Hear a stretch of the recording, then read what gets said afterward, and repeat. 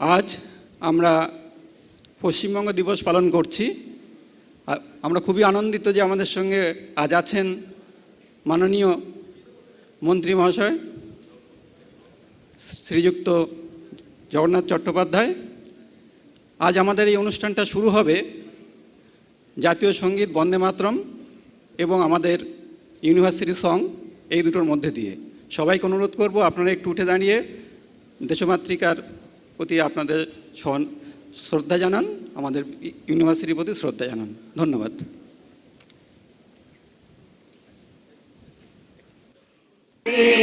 মাতরম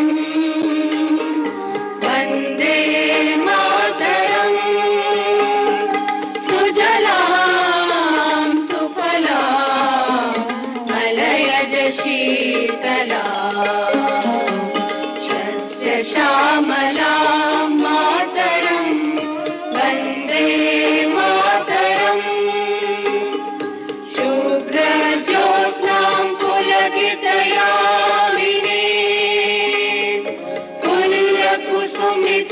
দ্রুমদল শোভিনী সুহাসিনী সুমধুর ভাষিনী সুখদাং বরদাং মাতরম বন্দে মাতরম কোটি কোটি কণ্ঠ call call নিনাদ করলে কোটি কোটি ভুজೈ ধৃত খর খর वाले अबला কেন মারত বলে বাহুবল ধারিণী নমামি তারিণী রিপুদল वारिणी মাতরম বন্দে মাতরম তুমি বিদ্যা তুমি ধর্ম তুমি রিধি তুমি মর্ম ত্বং হি প্রাণাঃ শরীরে বাহুতে তুমি মা শক্তি হৃদয়ে তুমি মা ভক্তি তোমার ওই প্রতিমা গড়ি মন্দিরে মন্দিরে বন্দে মাতরম ত্বং হি দুর্গা দশ প্রহরণ ধারিণী কমলা কমল দল বিহারিণী বাণী বিদ্যা দায়িনী নমামি ত্বাং নমামি কমলাম অমলাম অতুলাম সুজলাম সুফলাম মাতরম বন্দে মাতরম শ্যামলাম সরলাম সুস্মিতাম ভূষিতাম ধরণীম ভরণীম মাতরম বন্দে মাতরম বন্দে মাতরম।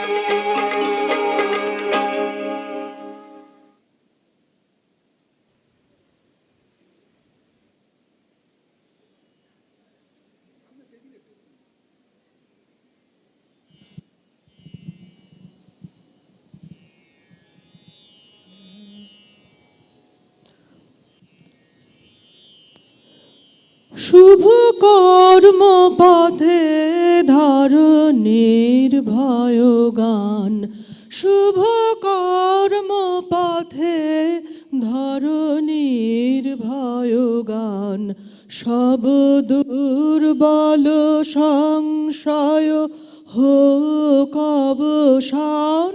শুভ কর্ম পথে ধরণীর ভয়গান, চির শক্তির নির্ঝর নিত্য ঝরে লহ সে অভিষেক ললাট পরে তব জাগ্রত নির্মল নূতন প্রাণ ত্যাগ ব্রতে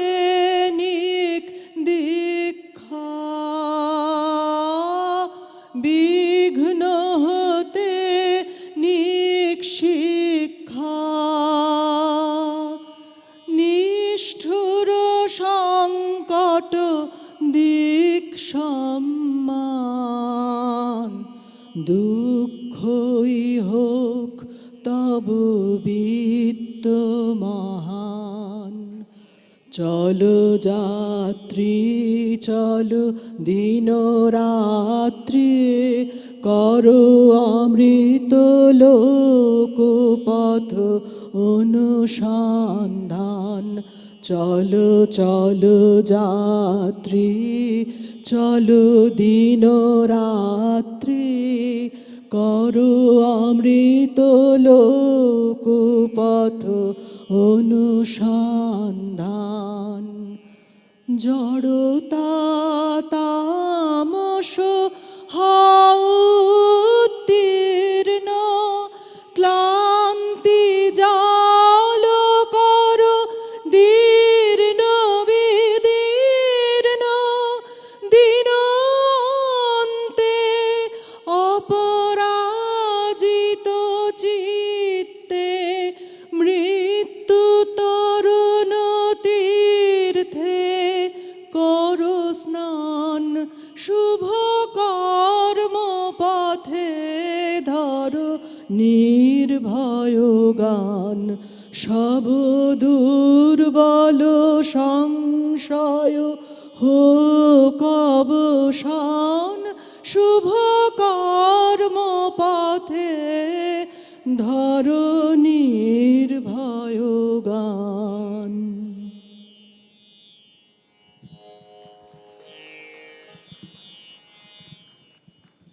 ধন্যবাদ। নমস্কার। আজকের এই সুপ্রভাতে আপনাদের সকলকে জানাই আন্তরিক শুভেচ্ছা ও সাদর সম্ভাষণ। আজকের এই দিনটি কলকাতা বিশ্ববিদ্যালয়ের গৌরবময় ইতিহাসে এক স্মরণীয় দিন। আমরা আজ আমাদের মাঝে স্বাগত জানাচ্ছি পশ্চিমবঙ্গ সরকারের অতি সম্মানীয় উচ্চশিক্ষামন্ত্রী শ্রী জগন্নাথ চট্টোপাধ্যায় মহাশয়কে। স্যার, আপনাকে এই বিশ্ববিদ্যালয়ে স্বাগত। এই ঐতিহাসিক শিক্ষাতীর্থে তার এই প্রথম আনুষ্ঠানিক পদার্পণ আমরা অত্যন্ত আপ্লুত ও সম্মানিত। স্যার, আজকে এই প্রাঙ্গণে আপনার উপস্থিতি আমাদের সমগ্র বিশ্ববিদ্যালয় পরিবারকে এক নতুন শক্তি, উদ্দীপনা এবং অনুপ্রেরণায় উদ্দীপ্ত করেছে। ভারতীয় উপমহাদেশের প্রাচীনতম আধুনিক বিশ্ববিদ্যালয় হিসেবে কলকাতা বিশ্ববিদ্যালয় সবসময়ই মেধা, মুক্তচিন্তা এবং শিক্ষার আলোকবর্তিকা হিসেবে কাজ করেছে। আজ যখন আমরা শিক্ষা ব্যবস্থার এক নতুন রূপান্তরের সন্ধিক্ষণে দাঁড়িয়ে, তখন আমরা আপনার গতিশীল নেতৃত্ব, প্রগতিশীল চিন্তাভাবনা এবং বাংলার উচ্চশিক্ষা ব্যবস্থাকে এক অন্য উচ্চতায় নিয়ে যাওয়ার দৃঢ় অঙ্গীকারের প্রতি গভীর আস্থা রাখছি। আমি আন্তরিকভাবে অনুরোধ করছি, এবার স্যারকে বরণ করে নেব আমরা। আমি আমাদের মাননীয় উপাচার্য প্রফেসর আশুতোষ ঘোষ স্যারকে অনুরোধ করব আমাদের মাননীয় উচ্চশিক্ষামন্ত্রী শ্রী জগন্নাথ চট্টোপাধ্যায়কে আনুষ্ঠানিকভাবে বরণ করে নেওয়ার জন্য।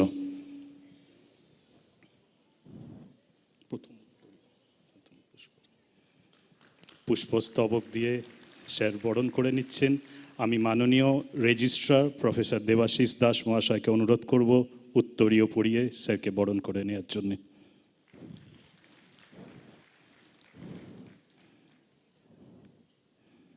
আমাদের যে ইউনিভার্সিটি সং, এই গান রবীন্দ্রনাথ ঠাকুর আমাদের কলকাতা বিশ্ববিদ্যালয়ের জন্য রচনা করেছিলেন। আমাদের এই বিশ্ববিদ্যালয়ের যে প্রেস, সেই প্রকাশনা অতি পুরনো এবং অতি উন্নত মানের। স্যার, এর সামান্য রত্নভাণ্ডার আমরা অত্যন্ত সম্মানিত আপনার হাতে তুলে দিতে পেরে। আমি একটু সময় চাইব। আমাদের honourable vice chancellor sir, registrar sir আছেন, একটু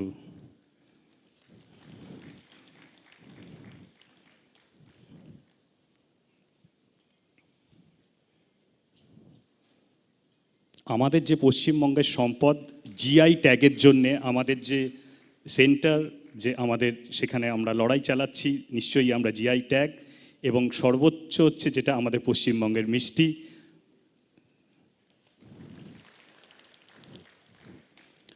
স্যার আন্তরিকভাবে ধন্যবাদ জানাই।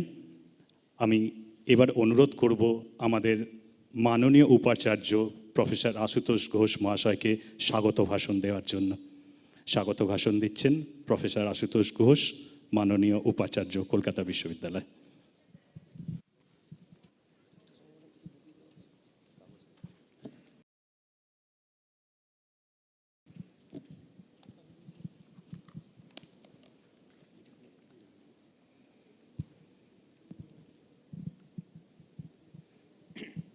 শুভ অপরাহ্ন। মাননীয় উচ্চশিক্ষা দপ্তরের মন্ত্রী মহাশয় শ্রী জগন্নাথ চট্টোপাধ্যায়, সম্মানিত অতিথিবৃন্দ, বিশ্ববিদ্যালয়ের প্রাক্তন ও বর্তমান শিক্ষক শিক্ষিকাবৃন্দ, অধিকর্তাবৃন্দ, কর্মীবৃন্দ, প্রিয় ছাত্রছাত্রীবৃন্দ এবং উপস্থিত সকল শুভানুধ্যায়ী, আপনাদের সকলকে আমার আন্তরিক শুভেচ্ছা ও সাদর অভিবাদন জানিয়ে আজকের এই বিশেষ অনুষ্ঠানে স্বাগত জানাচ্ছি। আজ আমাদের জন্য এক অত্যন্ত আনন্দের ও গৌরবের দিন। পশ্চিমবঙ্গ দিবস উদযাপনের মুহূর্তে আমরা একত্রিত হয়েছি এবং আমাদের বিশেষ সৌভাগ্য যে পশ্চিমবঙ্গ সরকারের উচ্চশিক্ষা দপ্তরের মাননীয় মন্ত্রী মহাশয় আজ আমাদের মাঝে উপস্থিত হয়েছেন। তার উপস্থিতি এই অনুষ্ঠানের মর্যাদা বহুগুণ বৃদ্ধি করেছে। বিশ্ববিদ্যালয়ের পরিবারের পক্ষ থেকে তাকে জানাই আন্তরিক অভিনন্দন, শ্রদ্ধা ও উষ্ণ অভ্যর্থনা। স্যার, আপনারা সবাই জানেন যে পশ্চিমবঙ্গ দিবস 20 তারিখে, 20 জুন, কিন্তু আমরা আজকে করছি 19শে জুন। আসলে 20 জুন আপনারা সব ইতিহাসটা নিয়ে আমাদের আর্টস বিভাগের ডিন এটাকে নিয়ে বলবেন, এই পশ্চিমবঙ্গ দিবসের ঐতিহাসিক প্রেক্ষাপটটা। আমি শুধু বলি যে 20 তারিখের বদলে আমরা কেন 19 তারিখ করছি। এটা আমাদের এই পক্ষটা করার যে উদযাপন করার যে জায়গা, এটা শুরু হচ্ছে 19 তারিখ থেকে 26 তারিখ পর্যন্ত। আমরা 19 থেকে 26 তারিখের মধ্যে যে কোনো একটা দিনকে বেছে নিতে পারি আমরা কোন দিনে এটাকে উদযাপন করব, কারণ 20 তারিখ সবসময়তে সেই দিনে উদযাপন করাটা নানা কারণে সম্ভব হয় না। তাই আমরা এটা বেছে নিয়েছি 19 তারিখটাকে। কিন্তু একটা জিনিস সত্যিই আমি বুঝতে পারিনি, এই 19 তারিখটাকে যখন আমরা বেছে নিই যে 19 তারিখ সকালে এত বৃষ্টি হবে, এটা কিন্তু সত্যিই আমরা জানতাম না এবং বৃষ্টির জন্য আপনাদের সকলেরই খুব অসুবিধে হয়েছে। কিন্তু আজকে তো একটা ওয়ার্কিং ডে, কাজে ওয়ার্কিং ডে আমরা যারা এই ক্যাম্পাসে আসি আশা করি তাদের খুব বেশি অসুবিধে হয়নি। যারা অন্য ক্যাম্পাস থেকে আসছেন তাদের একটু বেশি অসুবিধে হচ্ছে। আমি আপনাদের অসুবিধেটা বুঝতে পারছি, কিন্তু সত্যিই আমি আপনাদের কাছে আবার ক্ষমা চেয়ে নিয়েছি যে আমি বুঝতে পারিনি আজকে সকালে এত বৃষ্টি হবে। কলকাতা বিশ্ববিদ্যালয় আপনারা জানেন শুধু একটি শিক্ষা প্রতিষ্ঠান নয়, এটি একটি ঐতিহাসিক উত্তরাধিকার। 1857 সালে প্রতিষ্ঠিত এই বিশ্ববিদ্যালয় দীর্ঘ পথ অতিক্রম করে আজও জ্ঞানচর্চা, গবেষণা, মানবিক মূল্যবোধ এবং সামাজিক দায়বদ্ধতার ক্ষেত্রে তার নেতৃত্বের ভূমিকা বজায় রেখেছে। বিশেষভাবে আমি আজ শ্রদ্ধার সঙ্গে স্মরণ করতে চাই বিশ্ববিদ্যালয়ের ইতিহাসের দুই অনন্য ব্যক্তিত্বকে, স্যার আশুতোষ মুখোপাধ্যায় এবং ডক্টর শ্যামাপ্রসাদ মুখোপাধ্যায়। স্যার আশুতোষ মুখোপাধ্যায়, যাকে আমরা বাংলার বাঘ নামে স্মরণ করি, তিনি কেবল একজন উপাচার্য ছিলেন না, তিনি ছিলেন আধুনিক কলকাতা বিশ্ববিদ্যালয়ের অন্যতম প্রধান রূপকার। তার দূরদর্শী নেতৃত্বে বিশ্ববিদ্যালয় একটি পরীক্ষা কেন্দ্রিক প্রতিষ্ঠান থেকে প্রকৃত অর্থে শিক্ষা ও গবেষণার কেন্দ্রে পরিণত হয়। তার উদ্যোগে কলা ও বিজ্ঞান শাখায় একাধিক নতুন বিভাগ প্রতিষ্ঠিত হয়, স্নাতকোত্তর শিক্ষার ব্যাপক প্রসার ঘটে এবং ভারতীয় ভাষা, সংস্কৃতি ও ইতিহাস চর্চা নতুন মর্যাদা লাভ করে। তিনি দেশের বিশিষ্ট পণ্ডিতদের বিশ্ববিদ্যালয়ে নিয়ে আসেন এবং এমন এক শিক্ষার পরিবেশ সৃষ্টি করেন যার উপর দাঁড়িয়ে কলকাতা বিশ্ববিদ্যালয় অসামান্য আন্তর্জাতিক খ্যাতি অর্জন করে। তার অবদান শুধু এই বিশ্ববিদ্যালয় নয়, সমগ্র ভারতীয় উচ্চশিক্ষার ইতিহাসে এক যুগান্তকারী অধ্যায়। একইভাবে আমি স্মরণ করি ডক্টর শ্যামাপ্রসাদ মুখোপাধ্যায়কে, যিনি অতি অল্প বয়সে কলকাতা বিশ্ববিদ্যালয়ের উপাচার্যের দায়িত্ব গ্রহণ করে শিক্ষাক্ষেত্রে অসাধারণ নেতৃত্বের পরিচয় দিয়েছিলেন। তার সময়ে মাতৃভাষা ভিত্তিক শিক্ষার প্রসার, শিক্ষার আধুনিকীকরণ এবং জাতীয় চেতনা সমৃদ্ধ শিক্ষাদর্শের বিকাশ বিশেষ গুরুত্ব পায়। বাংলা ভাষাকে উচ্চশিক্ষার স্বীকৃত মাধ্যম হিসেবে প্রতিষ্ঠার ক্ষেত্রে তার ভূমিকা ছিল উল্লেখযোগ্য। তিনি বিশ্বাস করতেন যে আন্তর্জাতিক মানের শিক্ষা এবং জাতীয় সংস্কৃতির চেতনা, এই দুয়ের সমন্বয়েই প্রকৃত শিক্ষার বিকাশ সম্ভব। এই প্রসঙ্গে একটি কথা বলে রাখি, আপনারা তার যে এই মাতৃভাষার প্রতি যে অনুরাগ, সেটা বুঝতে পারবেন যে 1937 সালে তিনি রবীন্দ্রনাথ ঠাকুরকে আমাদের কনভোকেশনে আমন্ত্রণ জানান এবং বাংলা ভাষায় কনভোকেশন অ্যাড্রেস দেওয়ান। রবীন্দ্রনাথ ঠাকুর এই যে এটা আমি এটা কেন বলছি না, কনভোকেশন দেখবেন এটা একটা কলোনিয়াল লিগাসি যেটা আমরা বহন করে নিয়ে আসছি।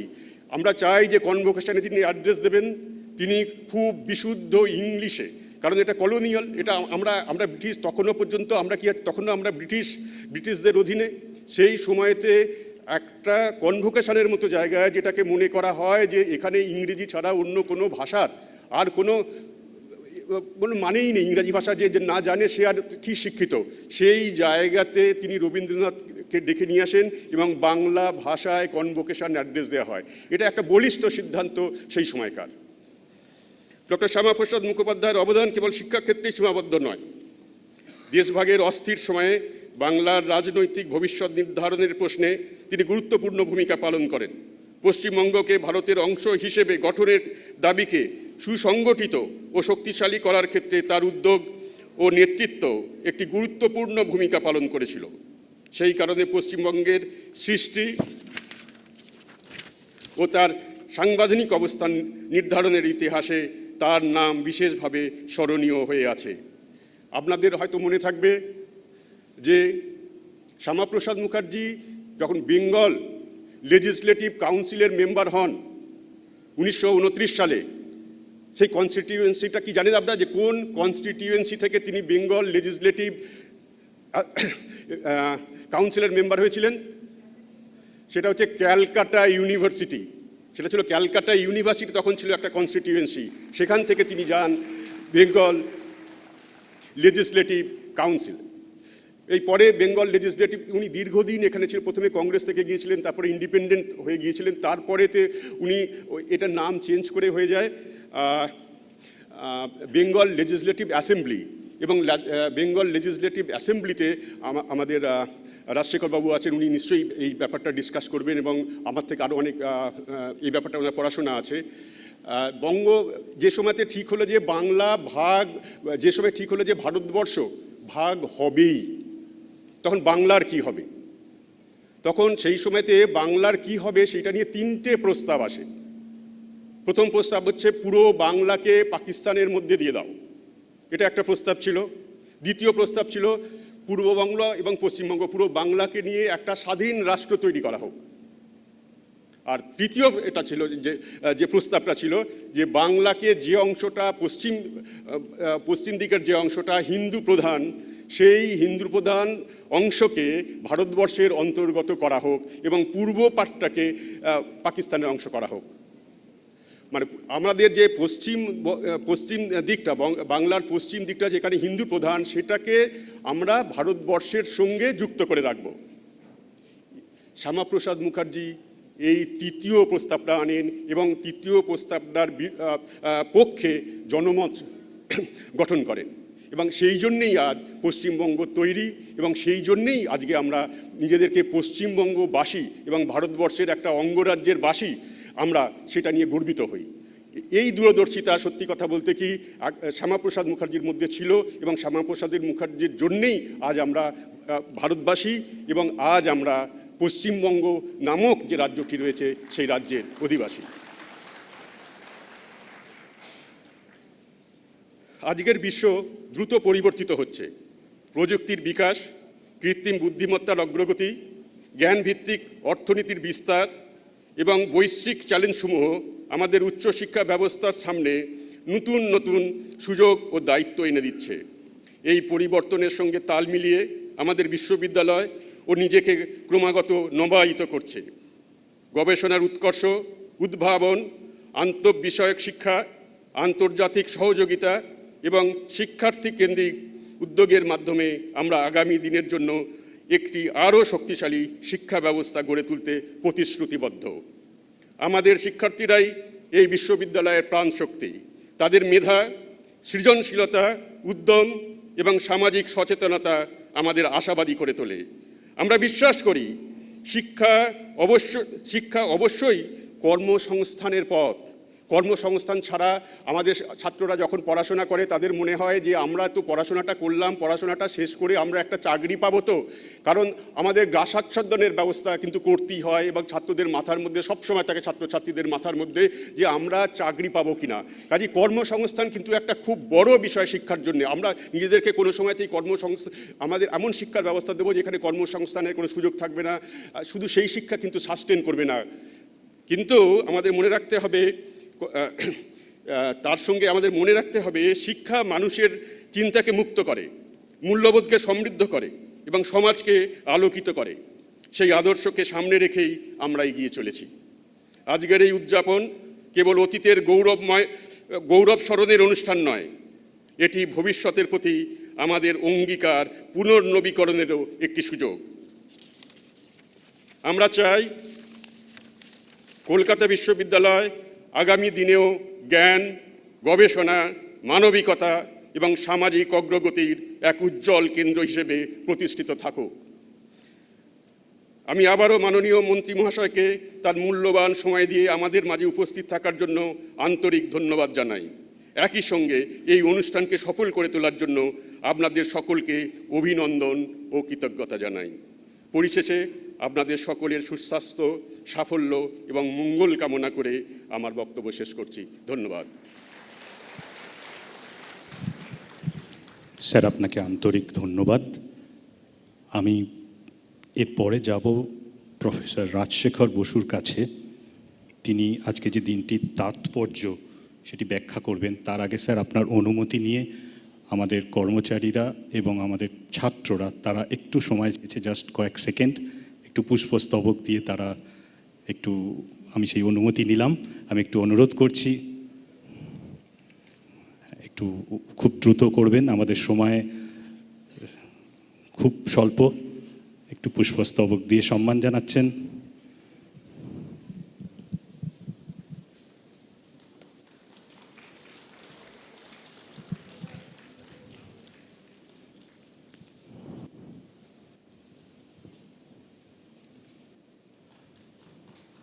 আমরা এই সম্মাননা জ্ঞাপন, স্যার আপনাকে আন্তরিক ধন্যবাদ।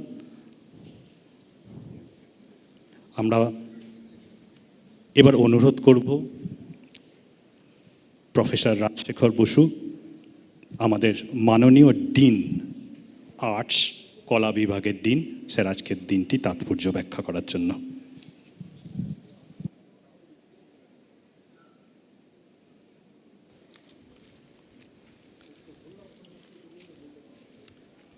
Good afternoon.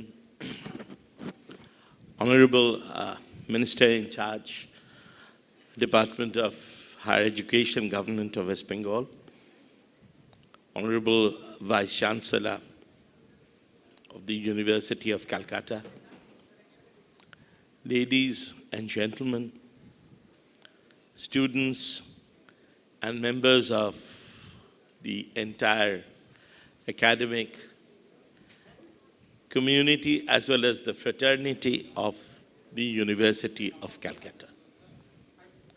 It is a matter of great honor and privilege for me to welcome Shri Jagannath Chatterjee, the Honorable Minister in charge for Education, Government of West Bengal, on behalf of the Honorable Vice Chancellor, Professor Ashutosh Ghosh, and his team and the entire university fraternity to this august occasion. I still consider myself as a student of the University of Calcutta, and it still instills a sense of special pride in me. Today is also the occasion when I have this rare opportunity to greet a politician and an administrator who also, like many of us, had been a student of this grand institution. I'm here today to talk a bit about Paschim Bongo Diwas and its relevance to the younger generation. And with the permission of the Honorable Minister, and the Honorable Vice Chancellor, I would like to begin by talking a bit about what actually happened in the Bengal Legislative Assembly on June 20th, 1947. Now, when the meeting took place on this very day, Bengal, like many other parts of India, was caught in a bout of uncertainty. It was limping almost towards nationhood, but it was not very clear how we would actually come together as a nation. History and historians cannot, like scientists, recreate times. We do try to recreate the past by falling back on sources. Many a times we are criticized that these are conventional sources, something else lies beyond. Why didn't you see this? We, in most cases, cannot really fathom the popular responses, the mind, the emotions. Now, when on this day the meeting took place, it was taking place in an ambience of not only uncertainty, but by this time, communal discords had taken place. Riots had been a regular feature in Indian life. Bengal was no exception. Bengal and Punjab perhaps bore the worst testimony of these particular times. And obviously, it is also a time to recollect many of us of our father's generation, our mother's generation, and even the generation beyond, who actually lived in those particular years. Now, their voices have not always been recorded, analyzed, interpreted by professional historians like us. But obviously, we heard when we were young, we heard that this particular thing almost reverberated, it echoed in Bengali middle class families, and also people who were not really in the bracket of the middle class, that hadn't it been for Shama Prasad Mukherjee, we would have been nowhere, and we might have been citizens of an enemy country, quote unquote. Similarly, for people like Ambedkar, when they wrote The Partition of India, he was not writing as a politician. He was writing as a jurist, very well trained in the science, in juridical sciences. And he made a very interesting statement about nationality, citizenship, entitlements. And there, ladies and gentlemen, as you will see, it's very clearly written, how can Hindus reside and obtain rights in Pakistan? What are the problems from the legal point of view? And similarly, what are the problems that Muslims would actually encounter in free India?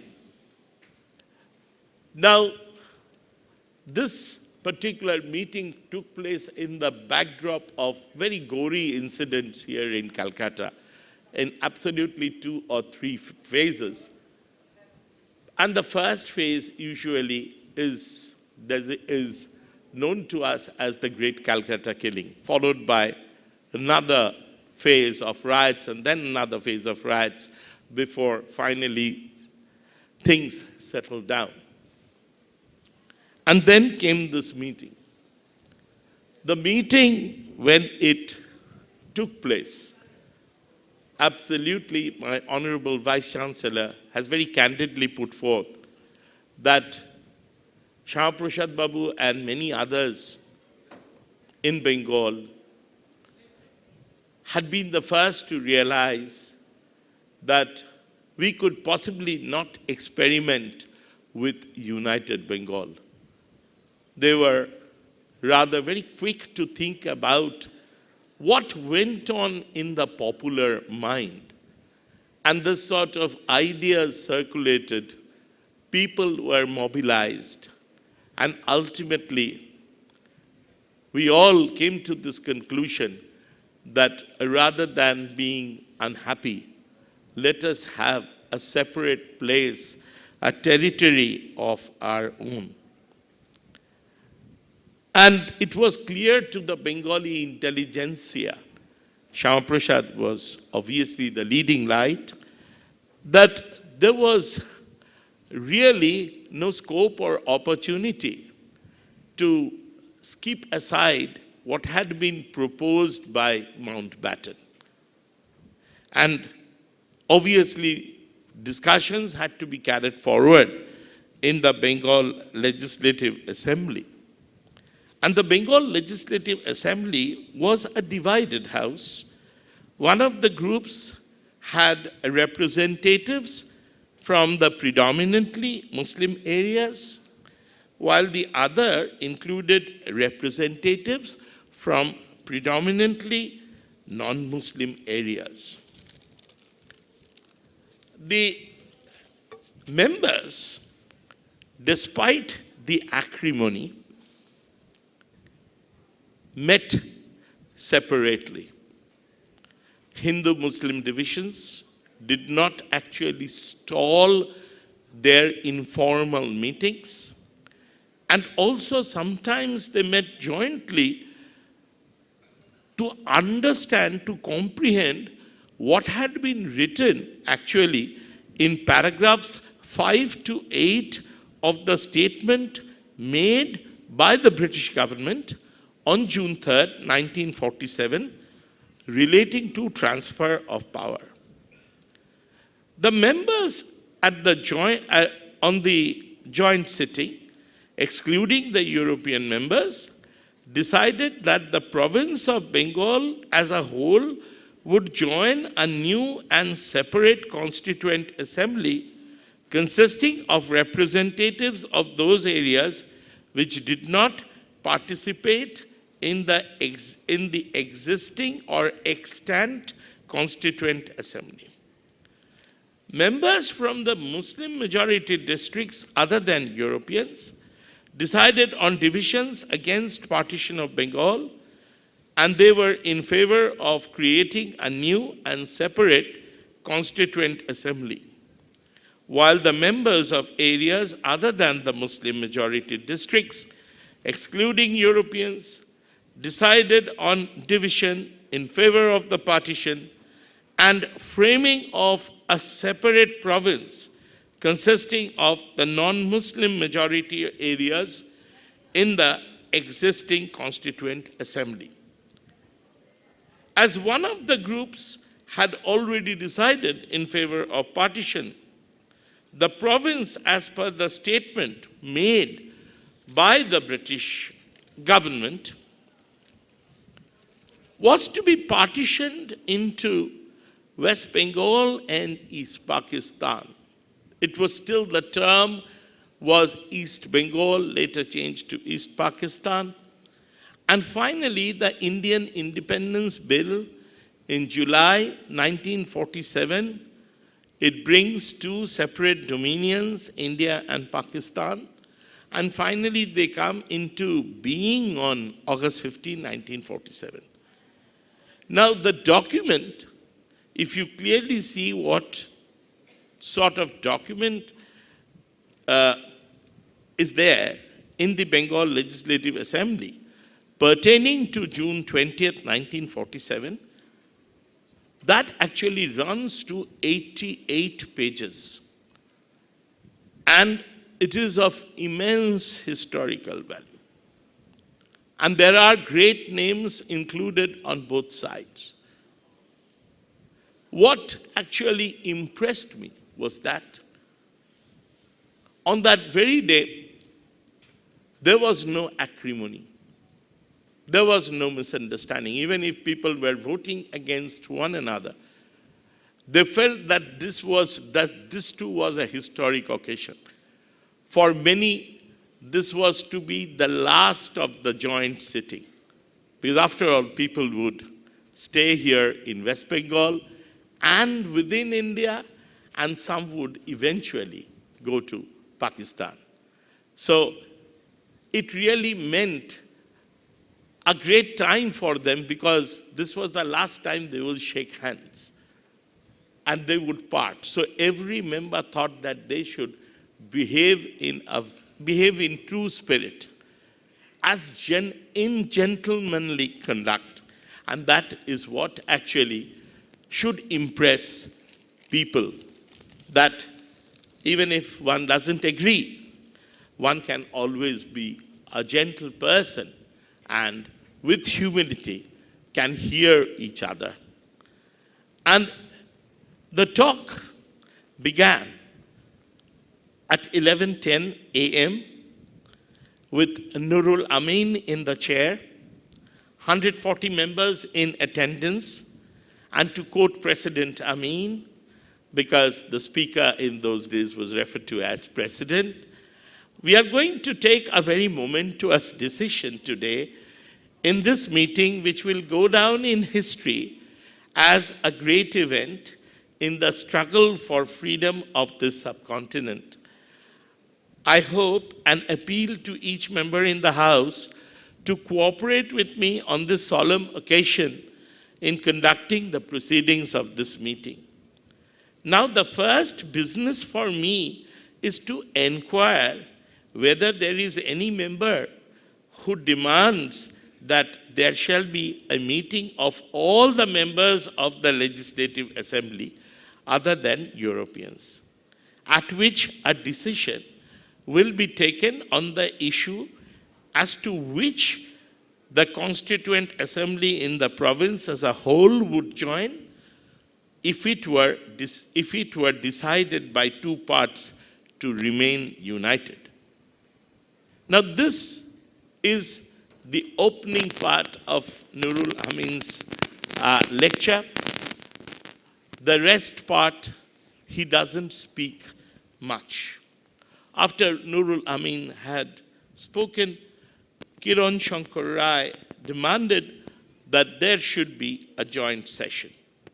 The president decided in favor of a joint meeting, which would begin from 3 p.m. in the afternoon after lunch, followed by a meeting where only those who had not actually been in the joint meeting would then be allowed to participate. And it was decided that those in favor of joining the existing Constituent Assembly would go to the AS lobby, mane jara hatule ha bole bolben, AS lobby, and those in favor of a new and separate Constituent Assembly will go to the No S lobby. 90 members recorded their votes, which made them AS lobby, and they happened to be the Hindu lawmakers.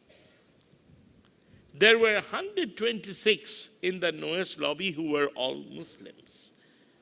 Thereafter, the president announced that it was his duty to ascertain the wishes of the Bengal Legislative Assembly to decide whether the province of Bengal would be partitioned or not. Those in favor of partition would go to the AS, and those against it would go to the Noes lobby. But in the voting, the number of AS was 35, while the Noes was 106. Obviously, the Noes, it consists of all Muslim members.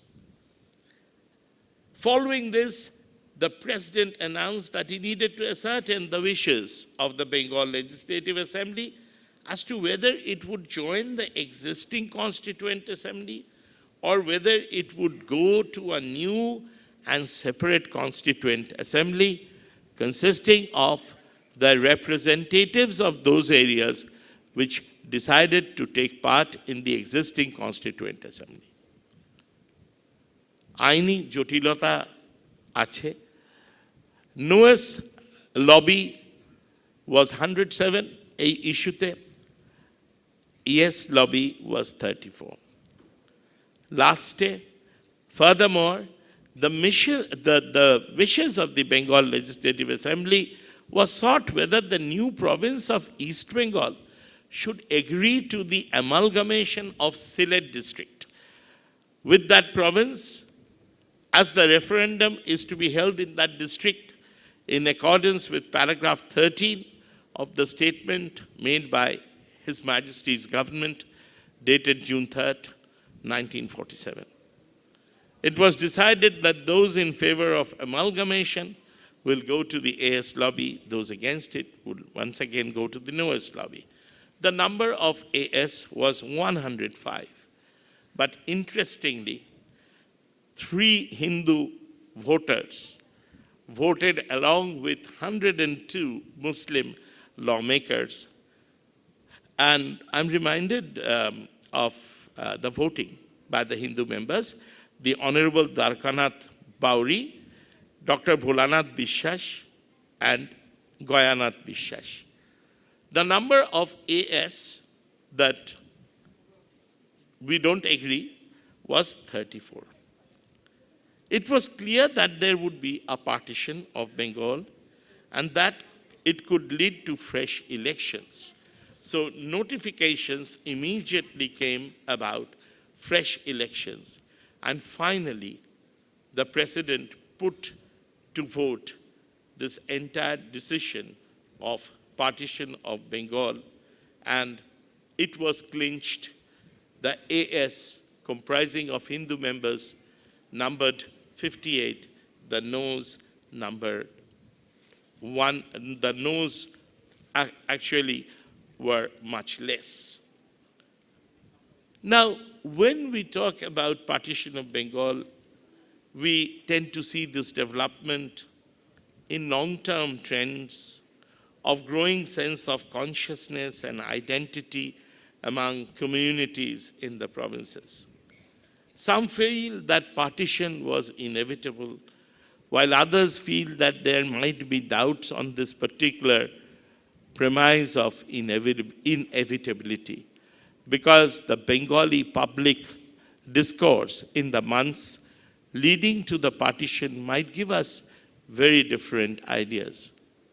I would like to submit before the Honorable Minister in charge and the Honorable Vice Chancellor that possibility of a division generated a large-scale debate amongst the educated in Bengal and also among the semi-literate. And they articulated their views by sending numerous letters to leading newspapers, district political and civic organizations, and sometimes also published pamphlets for local consumption. Indeed, it is a story of multiple possibilities. And I would end by taking you to those times. In May 1947, a cartoon appeared in the Amrito Bazar Patrika, and it graphically captured the doubts and confusions that raged in the minds of the people. It was titled, "Who is Right?" with exclamation mark.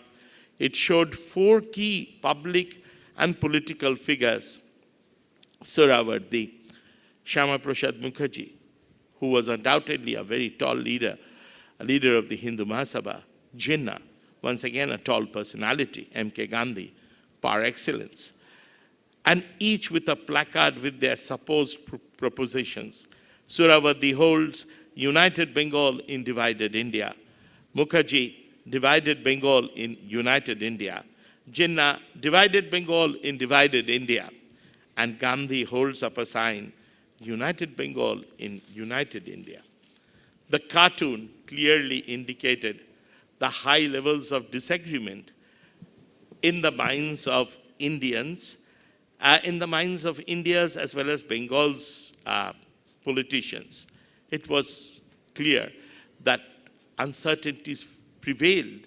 What would be the political outcome? What is the future?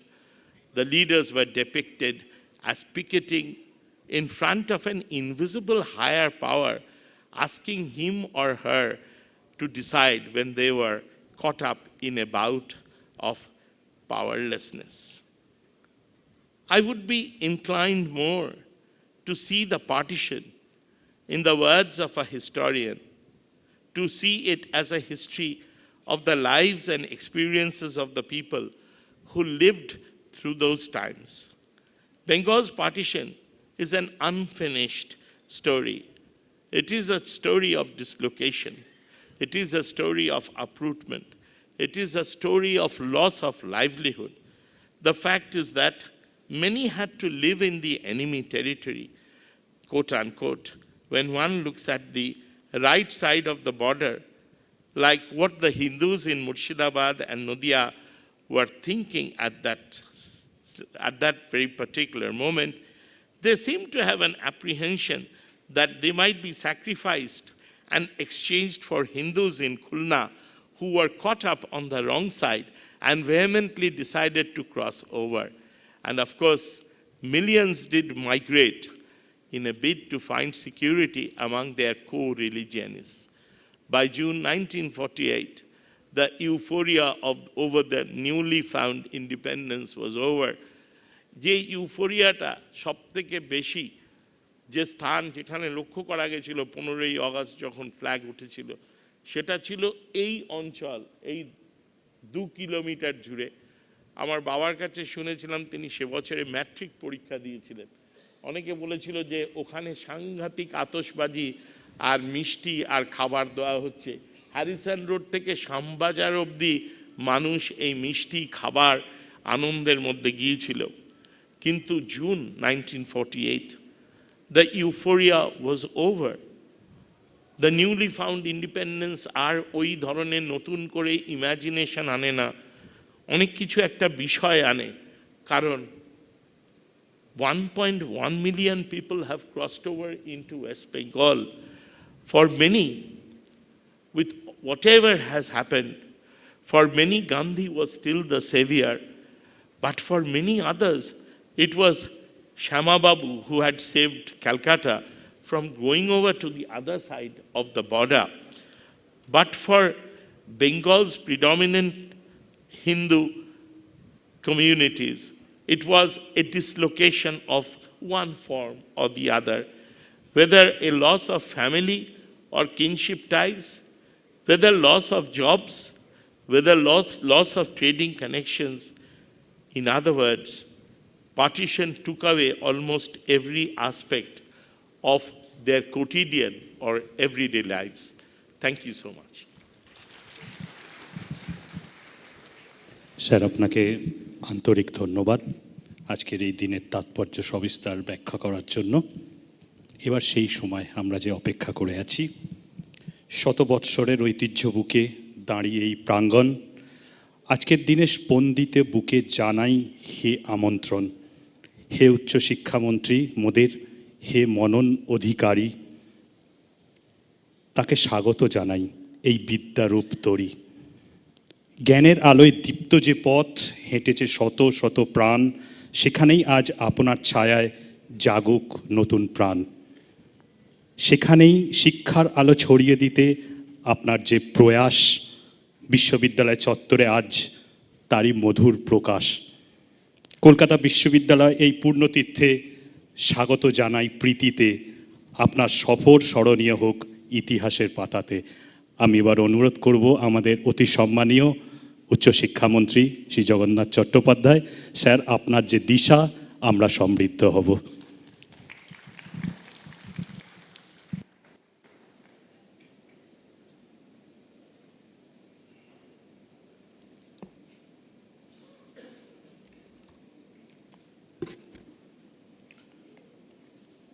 সকলকে নমস্কার।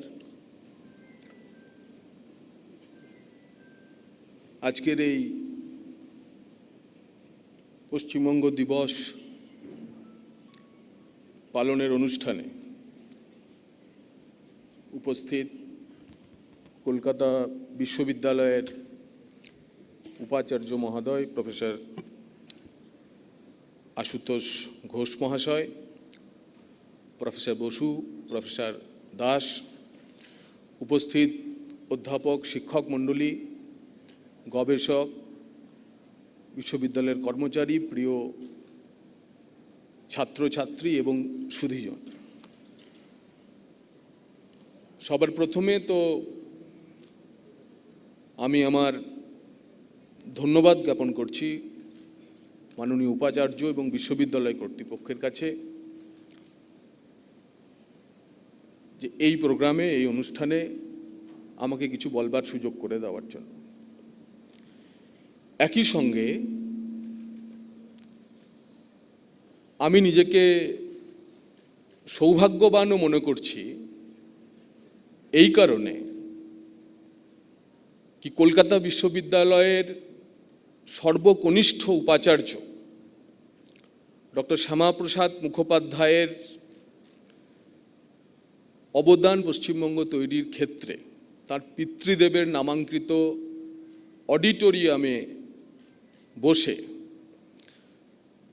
তাঁর তৈরি করা একটি রাজনৈতিক দলের প্রতিনিধি হিসাবে তাঁর তৈরি করা হিন্দু বাঙালির শেষ হোমল্যান্ড এই পশ্চিমবঙ্গে দাঁড়িয়ে রাজনৈতিক প্রাসঙ্গিকভাবে যখন তার তৈরি করা দল ব্যবস্থার পরিবর্তনে একটি সাফল্যের জায়গায় এসেছে, সেখানে এসে আমি তার কথন কিছু রাখছি।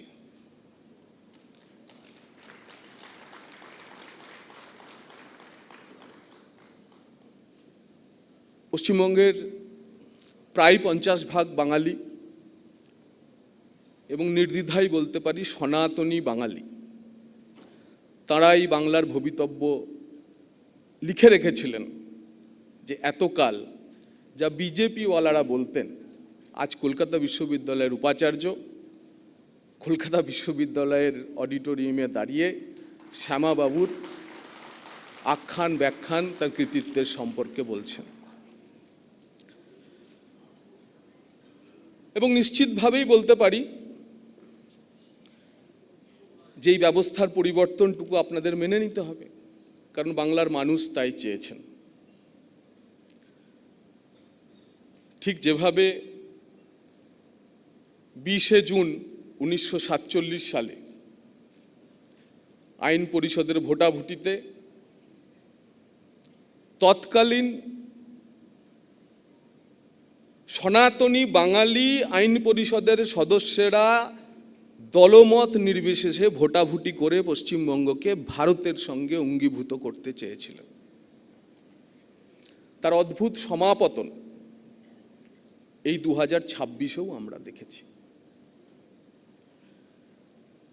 হয়তো এমনও হতে পারে যে ইতিহাস চর্চা গত 8 দশক ধরে হয়ে চলেছে, আমি মনে করি সেখানে ডক্টর মুখার্জি উপেক্ষিতই থেকেছেন। দেশভাগের বড় ভাগটার মাঝে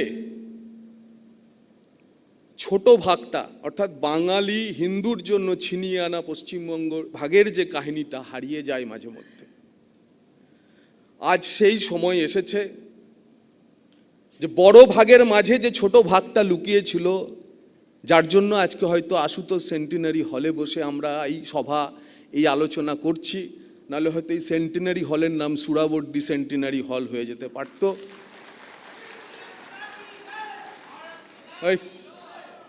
তো সেই পরিস্থিতির জন্য এই চর্চাটা আবশ্যিক। তাই পরিবর্তনের পর ভারতীয় জনতা পার্টির সরকার পশ্চিমবঙ্গের প্রকৃত জন্মদিন পশ্চিমবঙ্গ দিবস স্কুল, কলেজে, বিশ্ববিদ্যালয়ে চর্চার মাধ্যমে এই ইতিহাসকে স্মরণ করার কথা বলায়। একটি জাতি যদি তার নিজে কি ছিলাম তা ভুলতে শুরু করে, তার ইতিহাসকে অস্বীকার করতে শুরু করে। তার ইতিহাস চর্চায় একটি দলীয় দৃষ্টিকোণ, একটি রাজনৈতিক দৃষ্টিকোণকে এনে ধারাবাহিকভাবে তার চর্চা চলে, তাহলে মানুষ যখন সেই ভাবনা বদলায় তখন সেই কোর্স কারেকশানও করতে হবে। আজকের পশ্চিমবঙ্গ, আজকের বাঙালি, আজকের সনাতনী বাঙালি সেই কোর্স কারেকশানের বার্তাই দিচ্ছে। তাই আমরা আজ সবাই এখানে এসেছি। দেখুন, আমি উচ্চশিক্ষা মন্ত্রী হয়তো বটে, কিন্তু আমি উচ্চশিক্ষিত প্রাণী নই। তাই এই পণ্ডিত প্রবরদের সামনে বসে আমার পক্ষে ইতিহাসের বিশ্লেষণ করা মূর্খামি। আমি সেসবের মধ্যে যাচ্ছি না।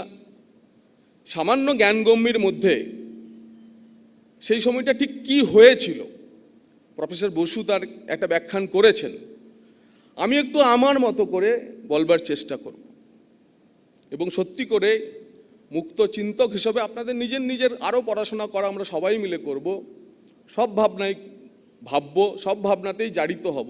কিন্তু একমুখী যে ভাবনা গত 8 দশক ধরে আমাদের মধ্যে ঢুকে আছে, ওটাকেই আমরা সত্যি বলে মনে করেছি, সেই ভাবনা থেকে কিছুটা বেরোবো। পশ্চিমবঙ্গ সরকার আগামী 5 বছরের ম্যান্ডেটে সেই চেষ্টা করে যাবে।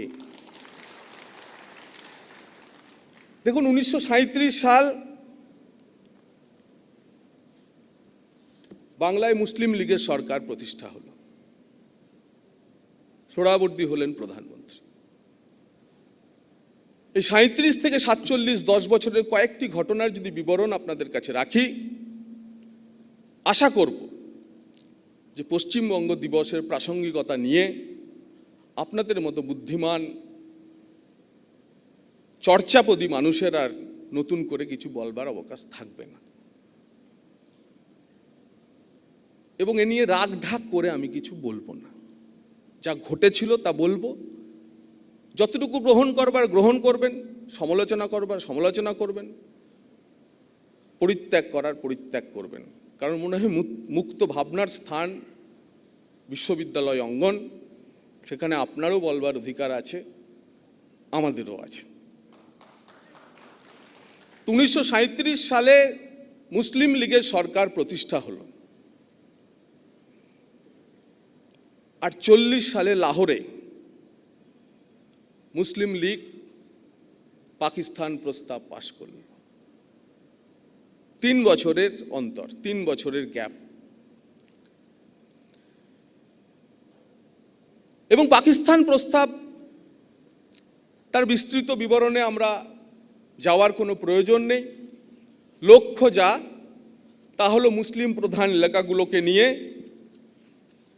আলাদা রাষ্ট্র, এবং তাতে অবশ্যই বাংলা এসে যাচ্ছে।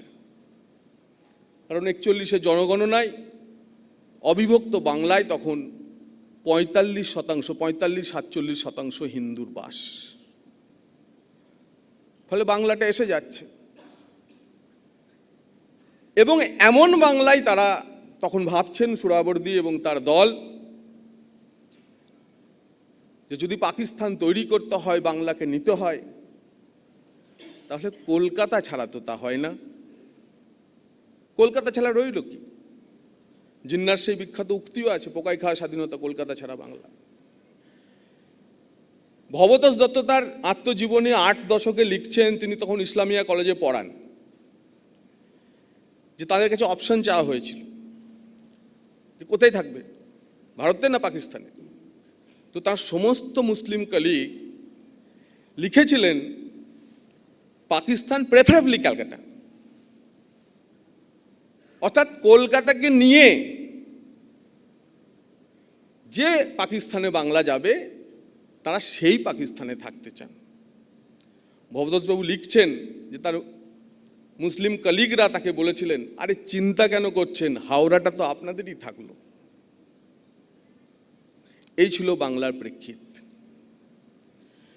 এবং ধীরে ধীরে যত দিন যাচ্ছে, কলকাতাকে পাওয়ার উদগ্র বাসনা থেকে মুসলিম লীগ যখন দেখলো যেন তেন প্রকারেণ কলকাতা নিতে হবে, তারই পরিণাম আগ্রাসী মনোভাব নিয়ে ডাইরেক্ট অ্যাকশন ডে 16ই আগস্ট 1947। কারণ জাপানিদের বোমা পড়ার সময় পিলপিল করে কলকাতা ছেড়ে হিন্দুরা পালিয়ে গেছিল অন্যত্র। লক্ষ্য ছিল ভয় দেখালে পালাবে রে বেটারা। আর ওই ডাইরেক্ট অ্যাকশন ডেতে 16ই আগস্টের পর যা 16-17 তারিখে যা ঘটনা ঘটেছিল, সুরাবর্দি শোনা যায় লালবাজার কন্ট্রোল রুমে নিজে বসে পুলিশ প্রশাসনকে নিষ্ক্রিয় করে রেখেছিলেন যাতে হিন্দুরা পালিয়ে যায়। কিন্তু 18 আর 19 তার প্রতিক্রিয়াও হয়েছিল, সে ভিন্ন ইতিহাস। এবং তারপরে পরে সে বছরই কোজাগরী লক্ষ্মী পুজোর দিন অক্টোবর মাসে নোয়াখালীতে ভয়াবহ দাঙ্গা হলো। নোয়াখালীর দাঙ্গা যদিও হিন্দুদের ভয় দেখানোর পাশাপাশি গোলাম সারোয়ারের কর্তৃত্ব প্রতিষ্ঠা বাংলাদেশের রাজনীতিতে, বিশেষ করে নোয়াখালীকে কেন্দ্র করে তা হয়েছিল। এই দুটি ভয়াবহ দাঙ্গা আর কোনোভাবেই ভারত ভাগ ঠেকানো যাবে এই নিয়ে যারা ভাবছিলেন, ভারত ভাগ ঠেকানো যাবে এই নিয়ে যারা ভাবছিলেন, সেই অবস্থান থেকে প্রায় ফিরে আসতে শুরু করলো। তখন একটা নতুন ভাবনা তৈরি হলো, যা ডক্টর শ্যামাপ্রসাদ মুখোপাধ্যায়ের নেতৃত্বেই হয়েছিল। যে ইতিহাস আমরা পড়াই না, যে ইতিহাস আমরা বলি না,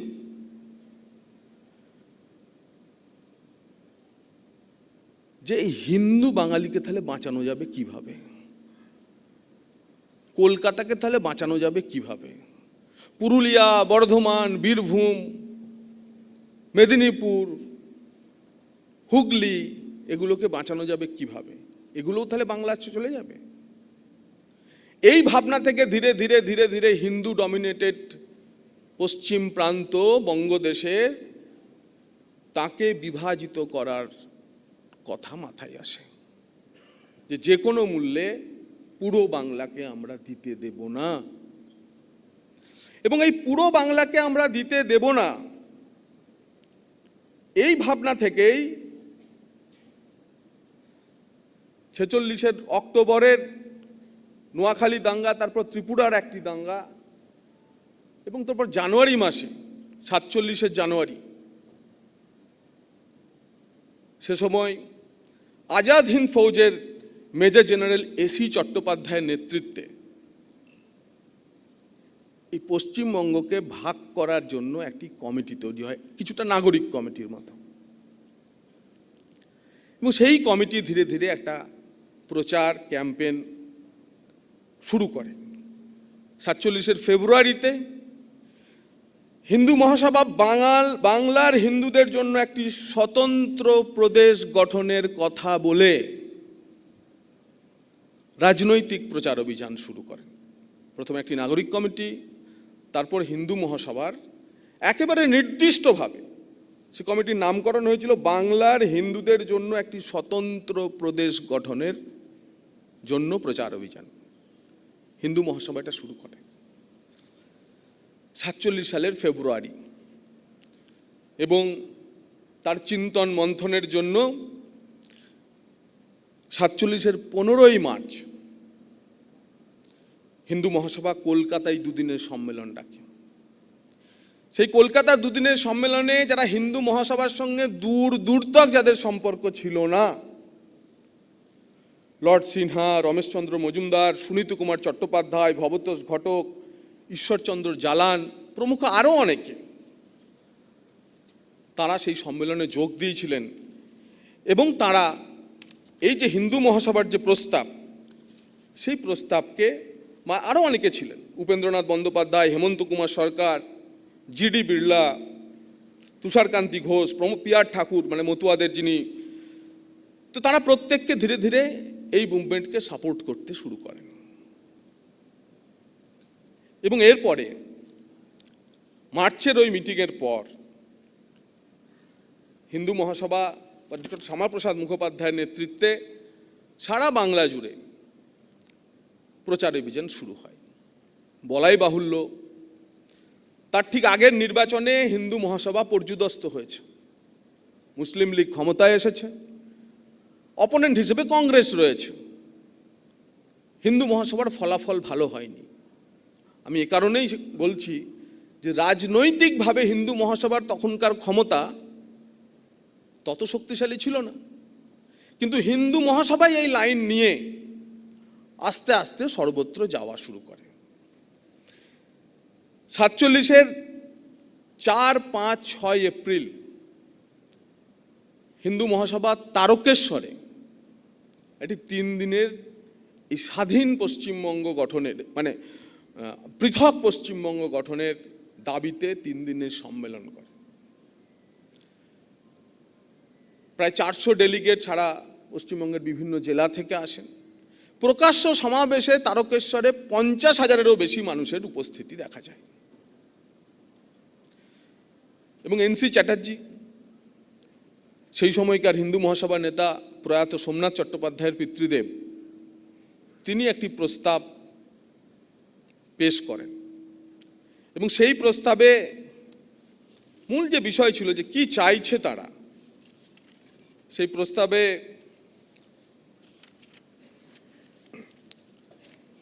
এনসি চ্যাটার্জিরা বলেন যে মূল কথা যেটা, যে ভারত ভাগ হোক বা না হোক, পাকিস্তান তৈরি হোক বা না হোক, প্রথম তো হচ্ছে হিন্দু বাঙালিদের জন্য একটি প্রদেশ তো আমাদের চাই,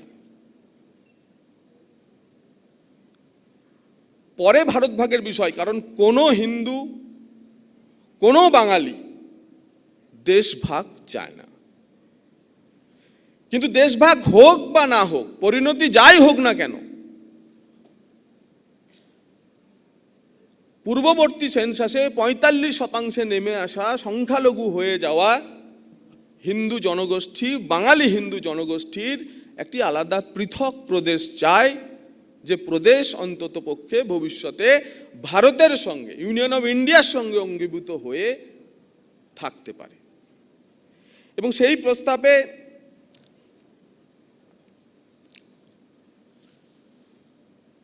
ডক্টর শ্যামাপ্রসাদ মুখোপাধ্যায় বলেছিলেন, I can conceive of no other solution of communal problem in Bengal than to divide the province and let to major communities residing herein live in peace and freedom. এই যে ধারাবাহিকভাবে পরপর দাঙ্গাগুলি হচ্ছিল, এই যে সাম্প্রদায়িক বাতাবরণ ছিল, সেই জায়গা থেকে আজ দুটি একই বৃন্তে দুটি কুসুমের জায়গা থেকে সরে এসে ভাই দুটি কুসুমকে আলাদা করেই পৃথকভাবে বাঁচার মন্ত্র শ্যামাপ্রসাদ সে সময় মনে করেছিলেন। তিনি দূরদর্শী ছিলেন কি ছিলেন না, আজকের অবস্থানে দাঁড়িয়ে আপনারা ভেবে বলবেন। তো সেই তারকেশ্বর কনফারেন্সের পর, তারকেশ্বর সম্মেলনের পর, যখন এই তারকেশ্বর সম্মেলন হচ্ছে, তখন সেই সম্মেলন থেকেই শ্যামাপ্রসাদ মুখার্জি তখন প্রদেশ কংগ্রেসের কাছেও অ্যাপিল করেন যে আপনারাও যুক্ত করুন, এই মুভমেন্টে যুক্ত হন। কারণ একা হিন্দু মহাসভার পক্ষে একটা ক্ষুদ্র রাজনৈতিক শক্তি হিসাবে সারা পশ্চিমবঙ্গে ভাবে ছড়িয়ে নিয়ে যাওয়া সম্ভব নয় আন্দোলনকে। এই প্রেসার গ্রুপ তৈরি করা ব্রিটিশের উপর সম্ভব নয়। কিন্তু কংগ্রেসও ধীরে ধীরে তখন বুঝতে পারে, চাপে পড়েই কিছুটা, কারণ তখন কংগ্রেসেরও 47 সালের ভোট ব্যাংক, মুসলমানেরা মুসলিম লীগকে ভোট দিয়েছে, হিন্দুরা কংগ্রেসকে ভোট দিয়েছে। হিন্দু মহাসভা ভালো ফল করতে পারেনি। যখন এই হিন্দুদের প্রেসার, হিন্দু মহাসভার মিছিলগুলোতে, মিটিংগুলোতে, সভাগুলিতে লাখ লাখ লোক, তখন কংগ্রেস বুঝতে পারে বাবা থ্যালার নাম বাবাজি। তাই চলো এই মুভমেন্টকে সমর্থন করা ছাড়া আমার কোনো উপায় থাকবে না। এবং থ্যালার নাম বাবাজির আজকের প্রেক্ষাপটে যদি আমি একটা ছোট্ট উদাহরণ দিই, আপনারা বুঝতে পারবেন। আমি চর্চায় যাচ্ছি না কেন কংগ্রেস এই মুভমেন্টকে তখন সাপোর্ট করেছিল, এটা কংগ্রেসের মুভমেন্ট ছিল কেন। কিছু কিছু ইতিহাসবিদ বলেন যে এটা কংগ্রেসেরই মুভমেন্ট ছিল, শ্যামাপ্রসাদ তার মধ্যে যুক্ত হয়েছিল। কিন্তু আমি রাজনৈতিক বোধ বুদ্ধি দিয়ে যেটুকু বুঝতে পারি, যে ভোট ব্যাংক যখন চলে যায়, তখন দীঘাতে জগন্নাথ ধাম হয়, শিলিগুড়িতে মহাকাল হয়, নিউ টাউনে দুর্গাঙ্গন হয়, যখন ভোট ব্যাংক চলে যায়। তো আজকের এই পরিস্থিতির কথা বিচার করে, 47-এর প্রেক্ষাপটটা বিচার করে দেখুন যে আড়াআড়ি যখন দুটো ভোট ব্যাংক ভাগ হয়ে গেছে, মুসলমানেরা মুসলিম লীগকে ভোট দিচ্ছে, কংগ্রেস জিতে আছে যে কটি সিট হিন্দুদের ভোটে, আর সেই হিন্দু ভোট যখন শ্যামাবাবুর দিকে চলে আসতে শুরু করেছে, শ্যামাবাবুর দিকে লাইন লাগাচ্ছে, তখন কংগ্রেসের আর উপায় কি ছিল? একটু দুর্গাঙ্গন করা, একটু জগন্নাথ ধাম করা, একটু মহাকাল করা। তো শেষ পর্যন্ত কংগ্রেসও যোগ দেয়, প্রায় 80টির মতো সভা সারা পশ্চিমবঙ্গে হয়। বেশিরভাগ প্রায় 50-এর উপর সভা কংগ্রেসের নেতৃত্বে হয়। 12টি সভা হিন্দু মহাসভা করে, 5টি যুগ্ম সভা হয়। এবং তখন অমৃতবাজার পত্রিকা পশ্চিমবঙ্গে ভাগ চায় কি চায় না এর উপরে একটি পাঠকদের মতামত গ্রহণ শুরু করে, আজকের দিনের যা ওপিনিয়ন পোল।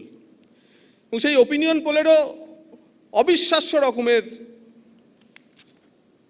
ফলাফল আসে।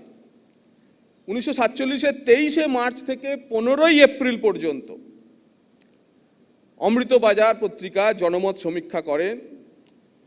23শে এপ্রিল তার ফলাফল প্রকাশ পায়, তাতে 5,34,294টি উত্তর আসে।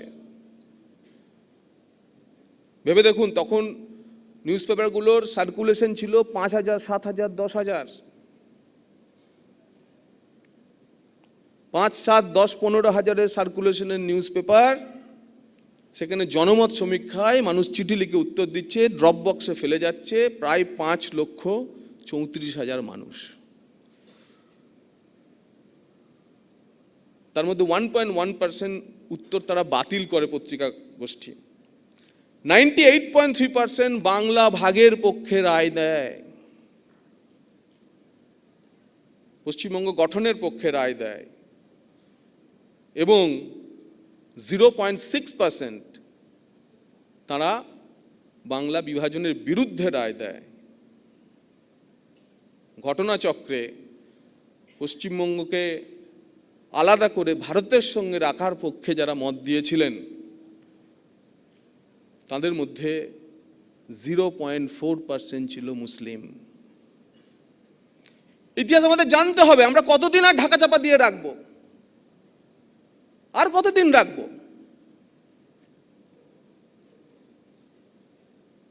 আমাদের এই জিনিস কেউ দেখায়নি, এটা বাস্তবতা, তো রেকর্ডে আছে।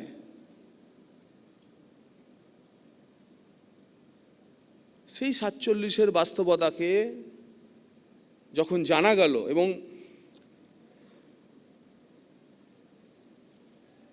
মাউন্টব্যাটেনের ছোট লাট, যে শ্যামাপ্রসাদের কোনো ভূমিকা ছিল কি ছিল না, তিনি তখন শরৎ বোস, কিরণ শঙ্কর রায়, তাদের দিয়ে সুরাবর্দী হঠাৎ 46-এর দাঙ্গার পর বাঙালি প্রীতি তার বেড়ে গেল। তিনিও তার একটা ধর্মনিরপেক্ষ রূপ নিয়ে অবিভক্ত বাংলা তৈরির জন্য কান্নাকাটি করছেন। শরৎবাবু, কিরণ শঙ্কর রায়দের পেরে গেছেন। এবং ঘটনাচক্রে কংগ্রেসের প্রাদেশিক রাজনীতিতে তখন শরৎবাবু আর কিরণ শঙ্কর রায় ক্ষমতাসীন গোষ্ঠীতে ছিলেন না, মানে কোন ঠাসা, মানে যে কংগ্রেসের গোষ্ঠীবাদী রাজনীতি আমরা আজও দেখি, 47-এও ছিল, 47-এও ছিল। কিন্তু প্রফুল্লচন্দ্র রায় থেকে শুরু করে, বিসি রয় থেকে শুরু করে বাকি যারা ছিলেন, তারাও কিন্তু শ্যামাবাবুদের এই মুভমেন্টের সঙ্গে একযোগে যোগ দিয়ে দেন। তো সেই বারোজও লিখছেন, for partitioning Bengal continues to gather strength. A conference convened at Tarakeshwar, Hooghly district, during the Easter holidays was attended by a very large and enthusiastic audience.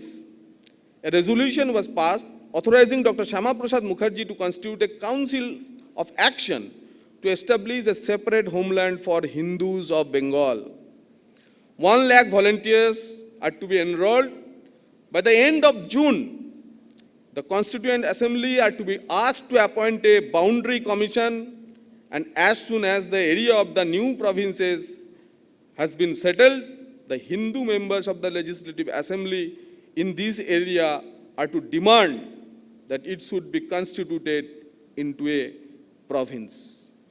If necessary, leaving the Bengal Assembly and forming themselves into a separate legislative body it was emphasized that the new province would be constituted before the British government transferred power.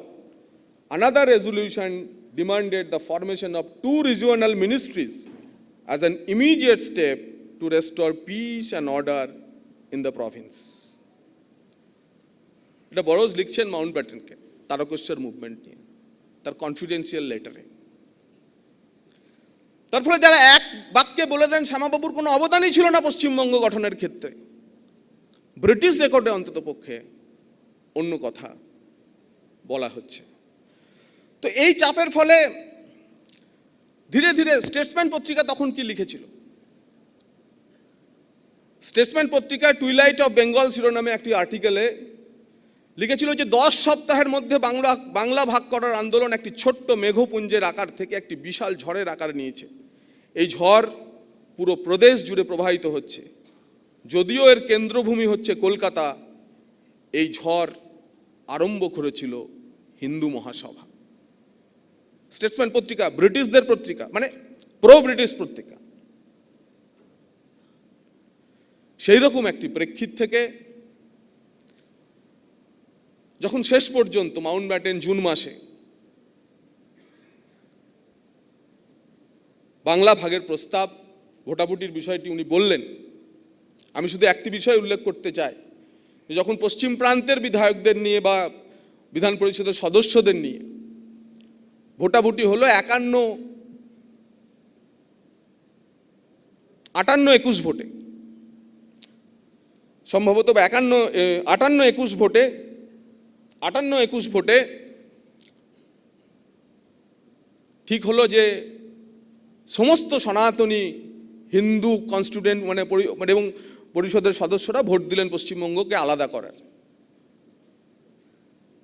হিন্দুত্ববাদী, কংগ্রেসি এবং communist Ratanlal ব্রাহ্মণ, জ্যোতি বসুও সেদিন পশ্চিমবঙ্গকে ভারতের সঙ্গে অঙ্গীভূত করে হিন্দুদের homeland করার পক্ষে ভোট দিয়েছিলেন।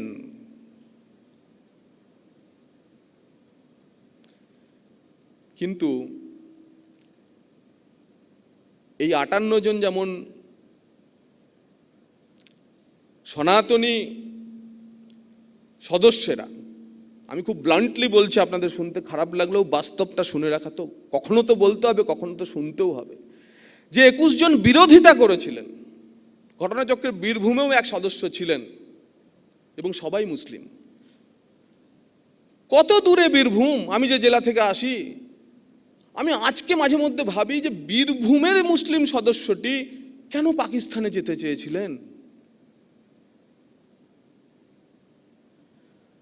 তাই যারা শাক দিয়ে মাছ ঢাকার চেষ্টা করেন তাদের বলি, এই অভ্যাস পরিত্যাগ করুন, মাছের কাঁটা বেছে দিতে হবে।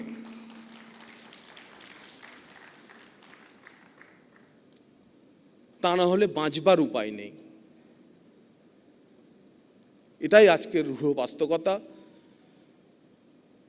পশ্চিমবঙ্গ দিবসের প্রাসঙ্গিকতা এবং এই ইতিহাস, কিভাবে আমরা রাজ্যটাকে পেলাম। লক্ষ্মীর পেঁচা রাক্ষসের মুখ নিয়ে ঢাকার রাস্তায় যা হয় তার জন্য 1 বৈশাখ আমাদের জন্মদিন পালন করা সাজে না। আমরা এই সংস্কৃতিতে ঋদ্ধ নয়, বিদ্ধ নয়, বেড়ে উঠিনি। এই ব্যবস্থা থেকে বেরোতে হবে এবং আপনাদের সামনে অপশনও নেই, কারণ বাংলার মানুষ তা চাইছে। প্রায় 50% মানুষ এই ব্যবস্থা বদলের কথাই বলেছেন। তাই এতকাল বিজেপিওয়ালারা যা বলতেন, আজ কলকাতা বিশ্ববিদ্যালয়ের উপাচার্যও তাই বলছেন।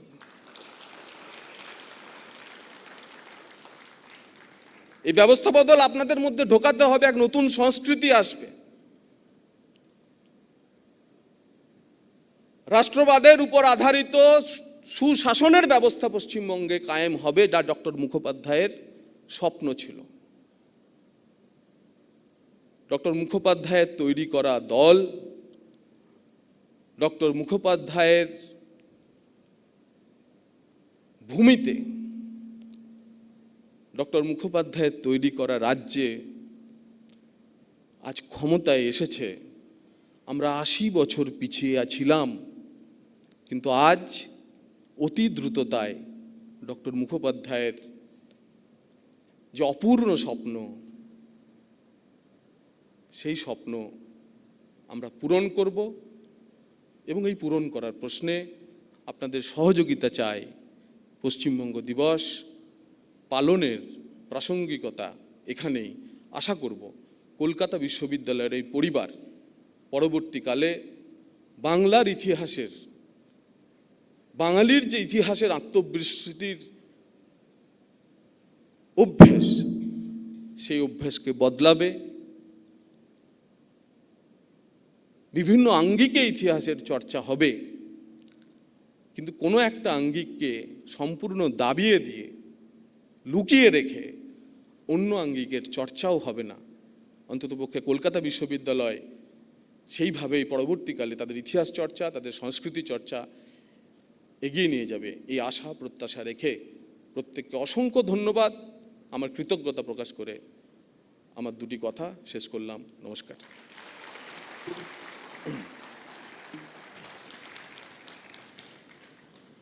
স্যার আপনাকে ধন্যবাদ। স্যার আপনাকে আন্তরিক ধন্যবাদ, কৃতজ্ঞতা, নমস্কার। আমরা বিশ্বাস করি আপনার সুনিপুণ নির্দেশনায় আমাদের এই প্রতিষ্ঠান গবেষণা, উদ্ভাবন এবং ছাত্রছাত্রীদের সার্বিক উন্নয়নে এক নতুন দিগন্তের সূচনা করবে। আমি একটু অনুমতি নিয়ে স্যারের, আমাদের মাননীয় উপাচার্য স্যারের, আমাদের রিসার্চ স্কলাররা অনেকক্ষণ দাঁড়িয়ে আছে, আমাদের মাননীয় শিক্ষামন্ত্রী তাকে সম্মান জানানোর জন্যে আমি খুব দ্রুত মঞ্চে আসার জন্য অনুরোধ করছি। আর আমরা এই অনুষ্ঠান শেষ করব, আমাদের এখানে গাছ মানে প্রাণের সঞ্চার, সেখানে জল দিয়ে এই অনুষ্ঠান আমরা শেষ করব। হ্যাঁ,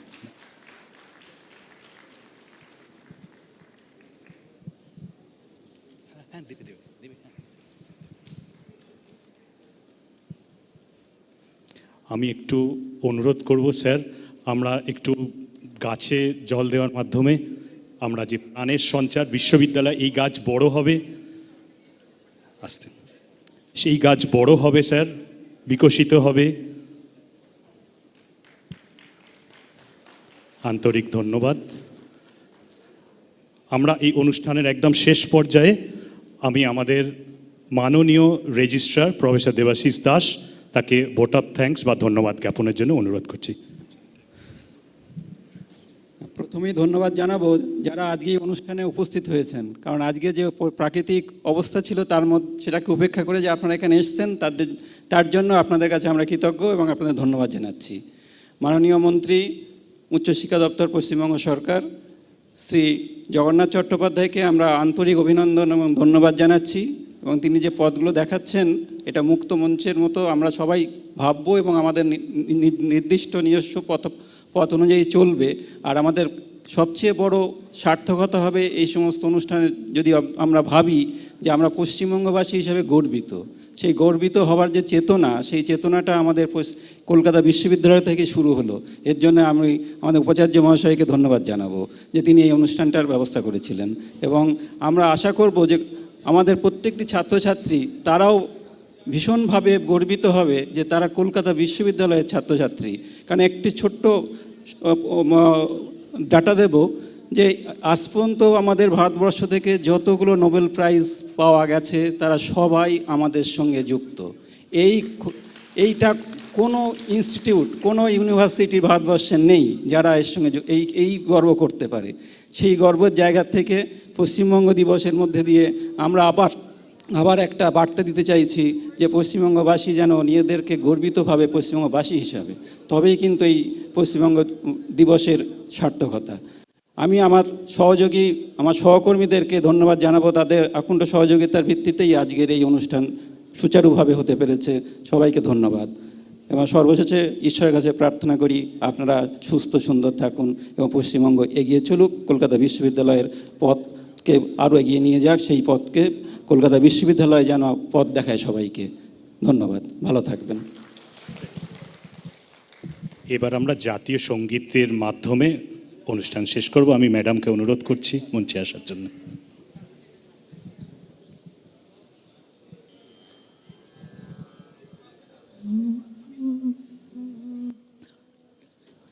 জনগণ মন অধিনায়ক জয় হে ভারত ভাগ্য বিধাতা। পঞ্জাব সিন্ধু গুজরাট মারাঠা দ্রাবিড় উৎকল বঙ্গ, বিন্ধ্য হিমাচল যমুনা গঙ্গা উচ্ছল জলধি তরঙ্গ। তব শুভ নামে জাগে, তব শুভ আশিস মাগে, গাহে তব জয় গাথা। জনগণ মঙ্গলদায়ক জয় হে ভারত ভাগ্য বিধাতা। জয় হে, জয় হে, জয় হে, জয় জয় জয় জয় হে।